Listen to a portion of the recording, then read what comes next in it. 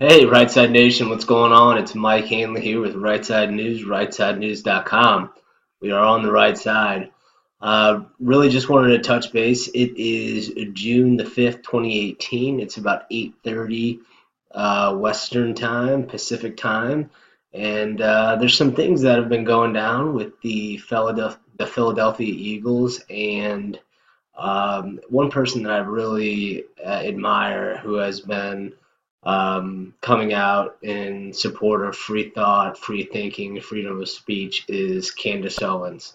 And before we get to and to be completely honest, the two subjects are kind of intertwined, at least in my personal opinion, because she has had some commentary on the Philadelphia Eagles and what she thinks about that, but also just the idea, and I talked a little bit about this, but the idea about political backlash and what you say and also who you support. So that's the one thing that I think is absolutely so cool about Candace Owens. And I guess I'll go ahead and start with her.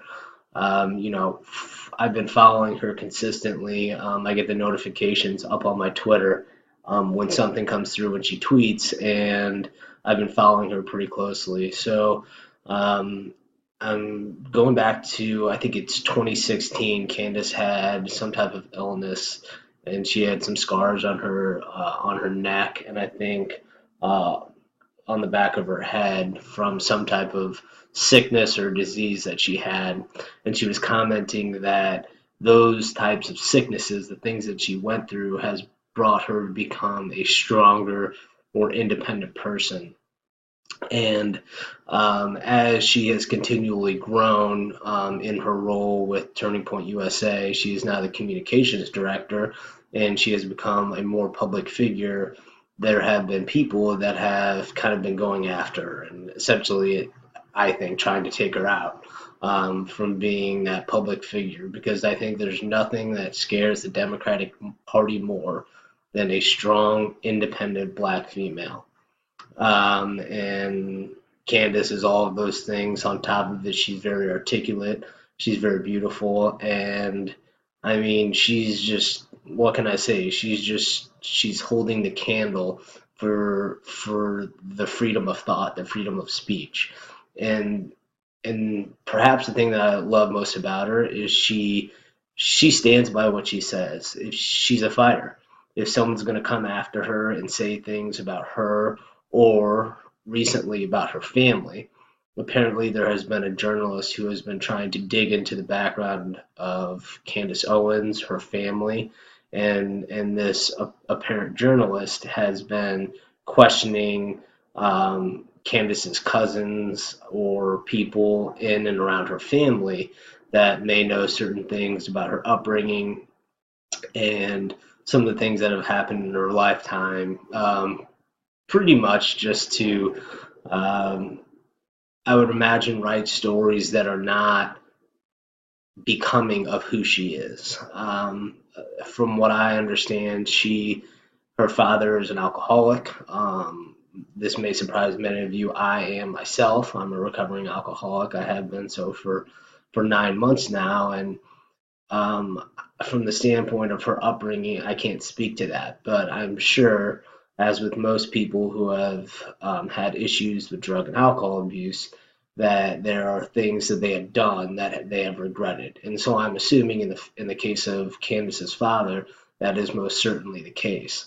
In a letter that she wrote in regards to some of the proposed or supposed reporting about her and her family, she had mentioned that her father had had to try to right his wrongs, essentially to make up for some of the things that he had done. Of course, the past is the past, and he can't change that, but he is trying to essentially just make up for um, past misdeeds. And I think that is the only thing that anybody really can ask for from somebody who has had issues like that, assuming that they honestly want to and they were willing to go through with it. And so, these things where somebody comes up to the public and begins to becomes essentially a public figure, a role model for any number of people. I mean, I consider her a role model, and I'm probably older than she is, but just the way she's such a fighter, the way she articulates herself, the way she discusses different types of issues, especially with like things like Kanye West. We have a lot of black athletes saying that if they win the championship, they're not going to go to the White House, and she's standing there saying, you're having this opportunity, and it all depends on how you move forward with it. You have the opportunity. Are you going to make a positive, meaningful event out of the opportunity, or are you going to go to a place of essentially darkness and hate, where you're sitting there and saying, "Oh, the president is racist." Um, you know, the only thing that I would do as a person and with my voice is try to make the best out of any opportunity that comes your way. I mean, can you think these professional athletes, many of whom are African American, depending upon their background, I don't really know. I believe that LeBron James' mom has had issues in the past with cocaine, crack cocaine, and you know that is it's a very difficult thing. But for him, for a man like LeBron James to come out of Akron, Ohio, to go straight from high school to the NBA and become no doubt one of the top 10 best NBA players in the history of the game. He's gone to team finals. I believe he has won three NBA championships. Maybe it's two. Um, No, excuse me, I think it's now four. I'm almost positive it's three, but he's getting there. He's at least at four. And so, when you look at these opportunities that these folks have, are they going to use it in a way that is a positive thing where they can take this opportunity to go to the White House instead sowing seeds of division? Can they stand united as a team? Because it's not even about Trump. It's not even about it's more about the White House and the opportunity. Now I understand if somebody doesn't necessarily like the president. Because the whole idea is whether I like the president or not, it really doesn't matter. As long as the president is doing what he was promised, that he said he would do. And there's a lot of people out there, oh, Trump's, he's such an ass. Well, maybe he is an ass, but as long as he's an ass for the country of the United States of America and all of its citizens, and he is working for us on both an economic and a safety front, I think those are probably the two most important things that anybody can ask for.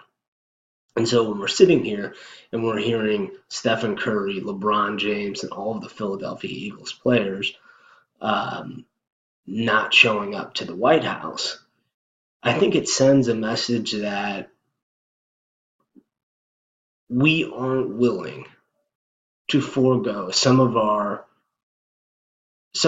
ideas and beliefs about who the president is and go to the White House in Washington, D.C., which is the capital of the United States of America, and take this honor as the reigning NFL champions.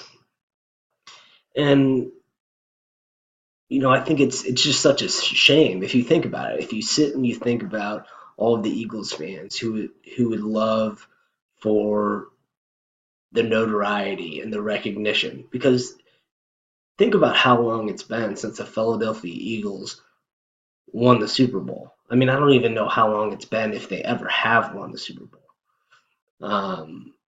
But isn't that just such a great opportunity for the players and for the fans to visit Washington, D.C. and go on the front of the White House lawn and enjoy a beautiful afternoon? And the president's going to be there. But what we found time and time again is that Trump can get along with almost anybody. Now there's a lot of people who say, "Oh, he's racist, he's misogynist, he's this and he's that." Well, Trump wouldn't have the Alabama University of Alabama football team to the White House if he was racist. I don't think then Secretary would be the um, director of HUD, which is the head of housing and urban development um, for the United States. And so, there's so many of these small things that add up to become what we have now, which is this political atmosphere that is so divisive. And not only is it divisive, but it's almost like at any opportunity, if anybody says anything or slips up just a little bit, then their economic well-being is at stake. And there are things that I've said in my life that I'll be honest, I don't condone, I wouldn't want to say again. And if I said it, or if things that I've had said, I'm not necessarily proud of. And so when we're coming to that realization and the idea that people do make mistakes, and just because they say things or they say a thing that may be offensive to a group of people, as long as it isn't a continual habitual offense, I think it should be, I think it should be looked at, but I think it also, we should really look at the content of someone's character. I mean, those are the famous words of Martin Luther King. It's the content of their character, not the color of their skin, that matters the most. And there are people on both sides of every single equation that matters, whether you're white or black, whether you're a liberal or a conservative, whether Democrat or Republican. Because I think all of these lines have been so strongly drawn, where it's right down the middle. Either you're this or you're that.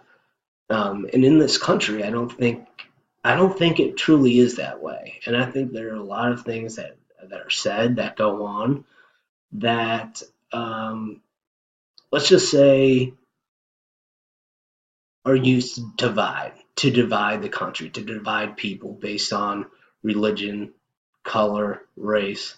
And so all these different divisions create this political atmosphere and essentially chaos, and it prevents people from understanding the other side of the equation. So, one of the things that I've struggled with is like we look at President Trump, right? And during this election that went on, he was consistently attacked. Now, and no doubt, did he attack on some fronts? I would say he did attack certain people. He said things that probably weren't the nicest things. Number one, I think he said it because it's all about the art of Trump. He is using words and communications to handcuff his opponent. And I think, two, that it is part of his fighting nature. And so when someone's going to sit here and come after Trump, he's not just going to sit there and allow it to happen, people to demean him or defame him. He's going to turn around and he's going to fight back. And we saw that recently with the letter that he put out in regards to the celebration that the Philadelphia Eagles did not have. So essentially, Sarah Sanders sat, the White House press secretary, who's the daughter of Mike Huckabee, Sarah Sanders Huckabee. So Sarah Sanders, who is the White House press secretary, took a question on that, and she basically said that the White House had commitment from the Philadelphia Eagles to come to Washington, D.C. and have a celebration of their championship as Super Bowl champions of the NFL. But at the 11th hour, the Philadelphia Eagles rescinded. They didn't rescind, but they essentially said that they won't be coming to the White House and that only a select few people will be going there. And so, why is this happening? Why are these people all of a sudden, are they afraid? Are they afraid of being labeled as something because there's been so much division? So if somebody goes, oh, if you go and support your Super Bowl championship, are you all of a sudden somebody that supports racism, racism and bigotry? Well, I think absolutely not. And so what you saw was a letter from President Trump that said that instead of having a Super Bowl celebration for the Philadelphia Eagles, it would be a celebration of our country because the fans were still going and they were still invited. Um, but unfortunately, the Philadelphia Eagles were not going to make the trip to the White House. And so, you see strong women like Candace Owens. You see people like Kanye West, who, by the way, dropped an album today or this week, and he's number one. And he's number one. He has the number one album in 83 different countries. Sorry about that.